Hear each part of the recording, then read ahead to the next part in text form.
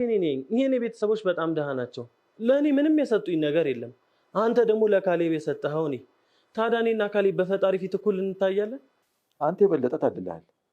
ተቀባይ እንዳትሆን ሰጪ እንድትሆን ፈጣሪ አድለዋል። የት አለ የሰጠኝ? ዶላር ከሰማይ እንዲወረወር ላስበው ከሆነ አይሆንም። ምሳ እኮ ነው የጋበዛት። አንተ የሱን ሚስት ምን ያልወሰድክበት ነገር አለ? የማይወዳደሩ ሰዎችን አታወዳድሪ። ቢያቀረ ምንም በጣም አሪፍ ሰው ነው። በተለይ ትዕግስት ለነገሩ ያባባል ጃር። ቆይ እንዴት ይሄንን ባህሪን እስካሁን አልተገነዘብሽም? ምኑ እንደምቀና እንዴ? በትባል ነው ምስጋና። በህልም ዓለም የሚቃዠው ዳንኤል መልካም ህይወት እያለው መልካም ልጅ እያላችሁ እሷም ደግሞ ምንም ገንዘብ አያስፈልገንም ባለን ነገር አብረን እንኑር ባለን መንገድ ተስማምተን አብረን ህይወትን እንጀምር ብትለው እሱ ግን ከሚሊየን ነው መጀመር የምፈልገው ሀብዬ መጀመር አልፈልግም በማለት አልባሌ ነገሮችን እያደረገ ነበረ። እንግዲህ ምስጢሩን ካወቀ በኋላ ለቲና በመደወል ሊያስረዳት ቢሞክርም እሷ ግን አትረዳም። ደስታዬን ልታጨናግፍብኝ ነው ተወኝ ልደሰትበት አሁን የምዝናናበት ጊዜ ነው ያለች እንግዲህ ሁሉንም እንዴት አድርጋ እንደምታባረራቸውና ከዛም ደስታዬን እንደፈለጉ ተዝናንቼ መመለስ እፈልጋለሁ በማለት እዛ እየዋኘች ትገኛለች። ቤቱን ለቃ ዳንኤል ከአባባ ጋር በመምጣት አባዬ ግን ብሩን ትሰጠኛለህ ወይ በማለት እንግዲህ የሆነ ነገር እንደሰማ የሆነ የሚያውቀው ነገር እንዳለ እንደተጠራጠረ ሆኖ ያናግረዋል። አባባም ከካሌብ ጋር ሲነጋገር ይሄ ልጅ የሆነ የሚያውቀው ነገር አለ፣ አነጋገሩ አልተመቸኝም፣ የሚያውቀው ነገር ያለ ይመስለኛል። ካሌብም እኔም ሁሉም ነገር ሰልችቶኛል፣ ሁሉንም ነገር ቢያውቁ ደስ ይለኛል፣ ከዚህ በኋላ መደበቅ አልፈልግም፣ በቃ ሰልችቶኛል ይላል። አባባም ምን አሰለቸ፣ ምንም ቢያውቁ እኛ ምንም ችግር የለብንም እነሱ ይጨነቁ እንጂ ካሌብም እኛ ምንድነው ማድረግ ያለብን ቀጣዩ ስቴፓችን ምንድነው ሲልም አባባም እኔ ምን እንደማደርግ አላውቅም፣ ነገር ግን እነሱ የሚያደርጉት ያላቸው እነሱ ይጨነቁ፣ እኛ ምንም የምናደርገው ነገር የለም። ተስፋውን ከቆረጠ በኋላ ወደ ትሁት ወደ ኪችን በመሄድ ትሁትን ምንም ነገር መጥፎም ነገር ይሁን ደህናም ነገር አይደብቃትም። አይን ያወጣ ያፈጠጠ ነገርም ሲኖራቸው ከሷ ፊት ስለሚያደርጉ ክፉ ነገር ሲፈጠርም ለማንም ሄዶ መተንፈስ ስለማይችል ለትሁት መናገርን ልክ እንደ መፍትሄ ስለሚያዩ ከሷ ጋር እንግዲህ የሰማውን ነገር ይነግራታል። ቤት እንደማይገኝ ፌክ እንደሆነና አባባ እንደተጫወተባቸው ይነግራታል። እሷም እኔ እኮ ነግሬህ ነበረ፣ አሁንም ከህልም ዓለም ተመለስ፣ ጥሩ ልጅ ናት ኤደን፣ ጥሩ ልጅ ናት፣ ምንም ነገር አትፈልግም እያለች እንደ ትላንቱ ዛሬም ትመክረዋለች። እሱም የማይሆነውን ገንዘብ ይሆነኛል፣ እሷ ደግሞ ይህ ገንዘብ ያንተ አይደለም ዳንኤል ተረጋጋ፣ አንተ ሰርተ ጥረህ ግረህ ለማግኘት ሞክር፣ ይህ ገንዘብ አላገኘውም ማለት እንግዲህ ብዙ ለፍቻለሁ እያለ ይከራከራል። ብዙ ብትለፋም ላንተ አላለውም ማለት ነው፣ ይህ ገንዘብ ያንተ አይደለም ማለት ነው። ዳንኤል ወደ ራስህ ተመለስ። ዳንኤልም ከቤት እንደወጣ ወደ ጓደኛው ወደ ኤደን ነበር የሄደው። ከኤደን ጋር ተገናኝተው እንደተገናኙ ሁኔታው አላማራትም ነበረ። ዳንኤል ምን ሆነሃል? ፊትህ እኮ ጥሩ አይደለም ብትለውም የሆነ ስራ ነበረ ያ ህይወታችንን ይቀይርልናል ያልኩሽ ነገር እኮ ስራው ፌል አደረገብኝ ይላታል። እንግዲህ ያ ህልም ስለሆነ እሷ ደስተኛ ናት። እሱ ምን ሆነሻል? ደስተኛ ትመስያለሽ፣ ምንድነው ያስደሰተሽ ነገር? እሷም እንግዲህ ተገላገልን ከማይሆን ከህልም ዓለም ተገላገልን ማለት ነው፣ ለእኔ ደስ ይለኛል ትለዋለች። እሱም እኔ ደግሞ አይዞ ተረጋጋ ምናምን እያሉ ሰዎች እንደሚያረጋጉት እንደዛ ታረጋጋኛለሽ ብዬ ገምቼ ታረጋግኛለሽ ብዬ ገምቼ አንቺ ደግሞ ጭራሽ ተገላገልን ትኛለሽ። እሷ ይኸውልህ ዳኒ ያ ገንዘብ ያንተ አይደለም ማለት ነው፣ አሁን አንተ ጋር አልመጣም ማለት ያንተ አይደለም ማለት ነው፣ ያንተ ያልሆነ ነገር ደግሞ ቢመጣም አጥፊ ነው ብላ ብትመክረውም እሱ ደግሞ ጭራሽ እንደዚህ ትኛለሽ፣ ይሄንን ምክር የሚባል ነገር አይፈልግም፣ በቃ እሺ ልንረዳዳ ስላልቻልን በቃ እኔም ደክሞኛል ከስራ እየወጣሁ ስለሆነ በቃ አንተም ሄድ እኔም ሄጄ ወደ ቤቴ ማረፍ አለብኝ ትለዋለች። እሱም ጭራሽ እኔን ታዝናኛለሽ ታሳርፊኛለሽ ብዬ ሳስብ ጭራሽ ደከመኝ እንደሄድ ብለሽ ጥለሽኝ ትሄጃለሽ፣ እሷም እንግዲህ እየነገርኩ ነው ብላ ጥላው ትሄዳለች። ኤደን ከዳንኤል ጋር እንደዛ ከተነጋገረች በኋላ ለአባባ ስልክ በመደወል አባባ ደግሞ ከካሌብ ጋር ወደ ውጭ ቆይተው ወደ ቤት እየተመለሱ መንገድ ላይ ነበሩ። መንገድ ላይ በነበሩበት ሰዓት ስልክ ይጠራል። ስልኩን ተናግሮ ሲዘጋ እንግዲህ የኔ ልጅ ከፈለግሽኝ ነይ ቶሎ ብሎ ነበር እየዘጋው።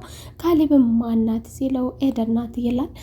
እና ልምጣ እያለች ነው የምታናግረኝ ነገር ያለ ይመስላል ሲለው ካሌብም እንግዲህ የምታናግረህ ነገር ካለ ሚስጥር ካለ እኔ መሄድ አለብኝ ብሎ ከአባባ ፈንጠር ሲል እንዲያውም መምጣት ያለብህ አሁን ነው ብሎ እንግዲህ አባባ እጁን ይዞ ወደ ቤት ይዞት ሄዷል። ካሌብ ሸሸት ይላል። አባባ ደግሞ ልጁን እየገፈተረ ከኤደን ጋር ሊያግባባው ሊያጣምረው ይፈልጋል። ኤደንም ቤት እንደደረሱ እሷም ወደ ቤት መጣች። እንግዲህ አባባን የማናገረ ነገር አለኝ ያለችውን ልትነግረው ስትል ካሌብም እንግዲህ ሚስጥር ከሆነ እኔ ከዚህ መሄድ አለብኝ በማለት ብድግ ሲል ሚስጥር አይደለም ተቀመጥ ብለው ተቀመጠ። ሁላቸውም እያወሩ እንግዲህ እኔ አባዬ የምፈልገው ነገር አባባ ዳንኤልን እንድትመክርልኝ ነው። ዳንኤል ሁልጊዜ እንደምታውቁት እንግዲህ ተስፋ ነው፣ ዛሬም ተስፋ ነው፣ ትላንትም ተስፋ ላይ ነበር። አሁን ደግሞ ያ ተስፋ አለኝ ብሎ ያለውን ነገር ፌል አድርጎብኛል በማለት ፊቱን አስረዝሞ ተቀምጧል። እና አሁን አባባ እኔ ካንተ የምፈልገው ነገር ቢኖር ዳንኤልን እንድትመክሩልኝ ነው። እኔ ተስፋ እያጣው ተስፋ እየቆረጥኩ ነው። በቃ ባለን ነገር ተብቃቅተን እኔ እሰራለሁ ባለን ነገር እንጀምር ብለውም እሱ ግን ከሚሊዮን ነው መጀመር የሚፈልገው። እና አባዬ ዛሬ የመጣሁበት ነገር ይሄን ነው፣ እንድትመክርልኝ ነው፣ ተስፋ ከሚባል ነገር እንዲወጣ ነው በማለት እንግዲህ አስደማሚ ንግግር አናግረዋለች። አባባም በቃ የኔ ልጅ አይዞሽ ተረጋጊ፣ አንቺ ዋናው ነገር የአንቺ ሰላም ሆነው ተረጋጊ፣ እንመክረዋለን። ይመከራል፣ እሷም ተመክሯል እኮ ስንት ጊዜ ተመከረ፣ ይሄ ልጅ የሚመለስ አይደለም። እንደገና ደግሞ ዋናው ነገር ደግሞ ይሄን ገንዘብ ከየት እንደሚያመጣውና ስራው ራሱ ምን እንደሆነ አልነገረኝም። ስራው ራሱ ምንድን ነው ብዬ ብለውም የሆነ ስራ ብቻ ነው የሚለኝ። እንግዲህ እኔ ባለን ነገር ተብቃቅተን ባለን ነገር እንድንኖር ነው የምፈልገው።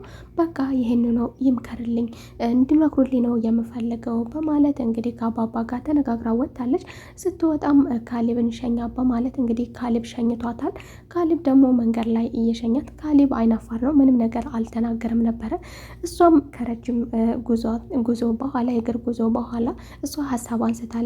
ግን ባለቤትህ እንዴት ናት? የት ናት? እንግዲህ እሷ እዚህ ቤት መመላለስ ከጀመረች 1 ሳምንት ሊሆናት ነው። እሷም 1 ሳምንት ሆኗታል ብን ብላ ከጠፋች። ግን ባለቤትህ ምንድን ነው ይሄንን ያህል እንዴት ጠፋች ብላ ታነሳለች። እሱም እንግዲህ የኔ ባለቤት እንደዚህ ና በማለት በትዳሩ ውስጥ ቅሬታ እንዳለበት ይነግራታል። ትዳር ማለት እንደዚህ አስቸጋሪ ነው እንዴ ትለዋለች። እንግዲህ በሱም በኩል ያለውን አውርተው ተነጋግረው ይለያያሉ። ዳንኤልም ጭራሽ ባለማፈር ደግሞ ወደ አባባ በመሄድ አባባ ተከድጃለሁ፣ ትልቅ ክህደት ደርሶብኛል ይላል። ልክ የራሱን ገንዘብ እንደተከዳ ያህል ዱብዳ አስመስሎ ያወራል። አባባ ምንድነው የተፈጠረው ሲለው እንደገና ማስረጃ ካለ ደግሞ መክሰስ ትችላለህ ቢለው እኔ መክሰስ አልፈልግም፣ ምንም ማስረጃ የለኝም፣ ግን እኮ አመኘው ነበረ፣ እንዴት እንደዚህ ያደርጋል?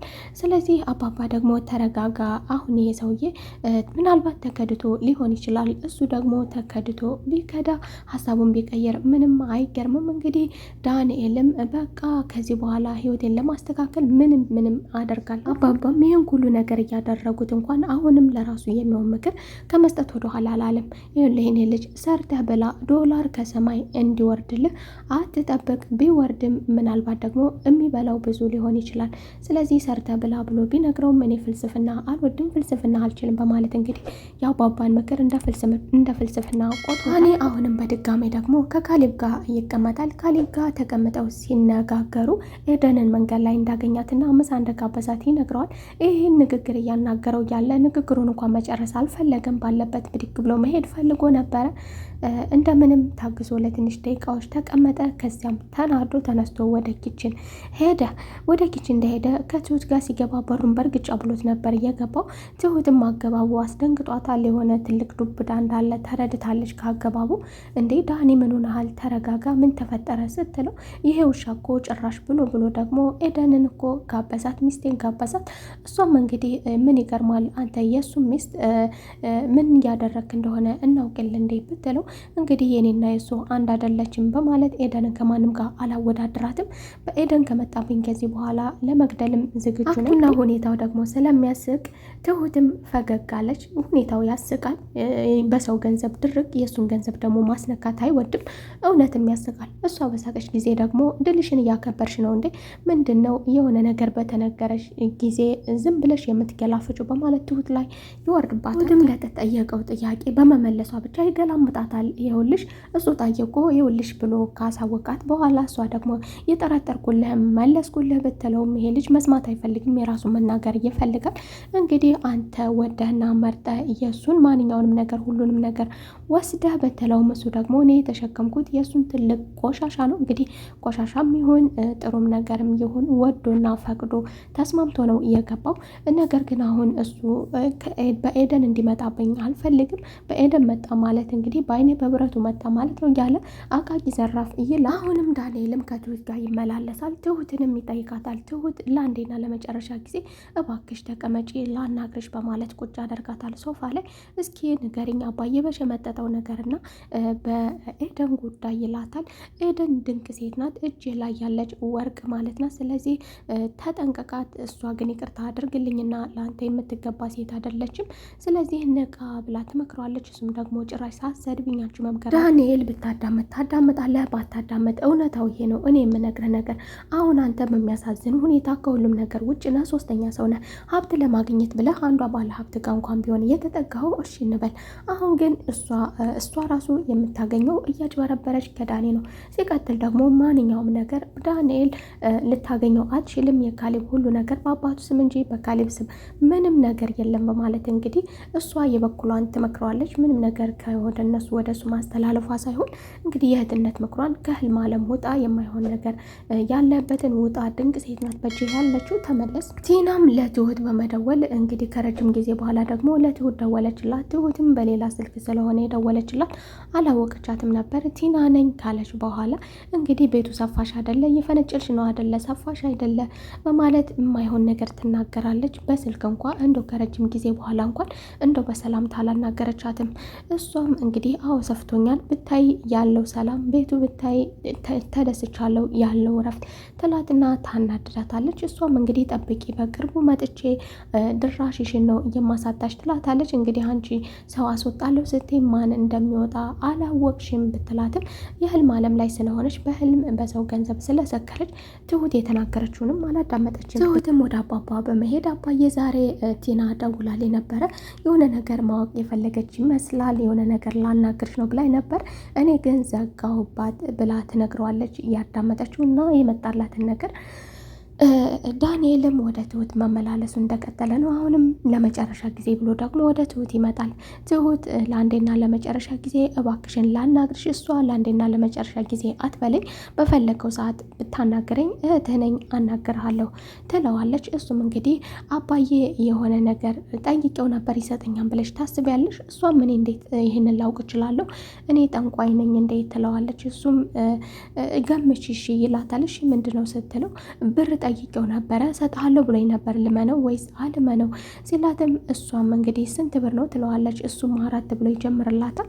400 ሺህ ስትለው በመገረም እሱ 400 ሺህ ምን ታደርግልኛለች? 4 ሚሊዮን ነው በማለት አስደምሟታል። እሷም በጣም ነበር እየሳቀችው።